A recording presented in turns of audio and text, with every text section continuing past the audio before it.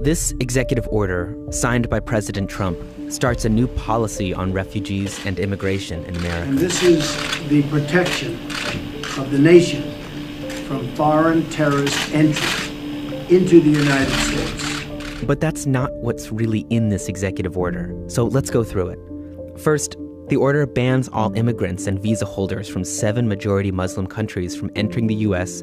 for at least 90 days. There is no security benefit.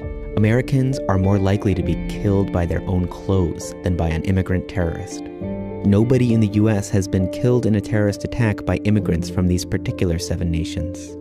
But the U.S. is now treating everybody from these countries as if they are a suspect. Computational biologist Samira Asghari said she now can't come here to work on immunogenomics at Harvard. Oscar winner Ashghar Farhadi can't come back to the U.S. for the Oscars, where he's nominated again. Sudanese doctor Suha Abu Shama hurried back to the U.S. to begin work at the prestigious Cleveland Clinic, only to be put back onto a plane out hours later. But in addition to these travel bans, the executive order also begins a fundamental shift in American refugee policy. The order halts nearly all refugee admissions for 120 days and admissions of Syrian refugees indefinitely. And it says in the future, refugees will only be admitted from countries that have sufficient safeguards in place to ensure the security and welfare of the United States. This is the opposite of how the U.S. has defined refugees in the past. People fleeing persecution and violence that their own governments cannot or will not protect them from. And this comes at a time when the world faces its biggest refugee crisis since World War II. 1 in 122 people worldwide are displaced. And those fleeing the largest humanitarian emergency of our time, the Syrian civil war, are the ones singled out by Trump for harsher restrictions. If you're worried about U.S. terrorist attacks like 9/11, San Bernardino, or the Orlando Pulse shooting, this order would have prevented exactly none of them. But there is an exception for some kinds of refugees. As it relates to persecuted Christians, do you see them as kind of a priority here? Yes. You do? Yes, they've been horribly treated. The U.S. will allow members of religious minorities in the individual's country of nationality during the 120-day ban and prioritize them thereafter. Do you know, if you were a Christian in Syria, it was impossible, at least very tough to get into the United States. If you were a Muslim, you could come in.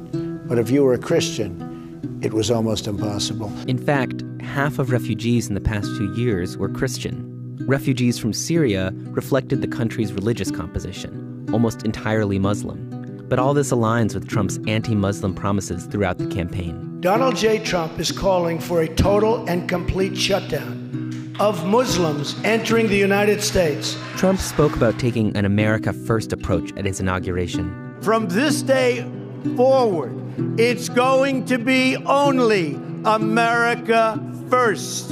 America first. This executive order shows how much that vision aligns with the original America First movement.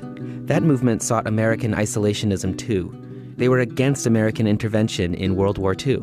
That attitude resulted in the infamous decision in June 1939 to turn away the St. Louis. That ship had 937 Jewish refugees aboard, fleeing another hostile government, Hitler's. First, they were turned away in Cuba. The liner St. Louis turned back from Cuba. Then they approached Florida, but the U.S. Coast Guard patrolling the waters kept them away too. They eventually disembarked in Belgium, the Netherlands, and France. Jewish unfortunates without a country permitted to land in Belgium after 5 weeks of suspense afloat. And eventually hundreds died in the Holocaust. Since then, the U.S. government has been the world's leader in resettling refugees. They finally reach a haven of safety. The State Department website still brags about it, claiming 3 million refugees resettled around all 50 states since 1975. And the Statue of Liberty bears these goals too. A plaque on the side of the pedestal reads, "Give me your tired, your poor, your huddled masses yearning to breathe free, the wretched refuse of your teeming shore. Send these, the homeless, tempest-tossed to me. I lift my lamp beside the golden door." America hasn't always lived up to these lofty goals.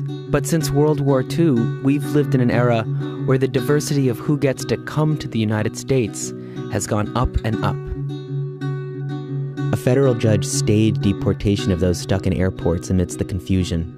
and the Trump administration has already started scaling back. As far as green card holders moving forward, it doesn't affect them. But the Trump administration is trying to end the era when America didn't care what religion you are, regardless of where you come from. Legal challenges and protests around the country continue to try to preserve it.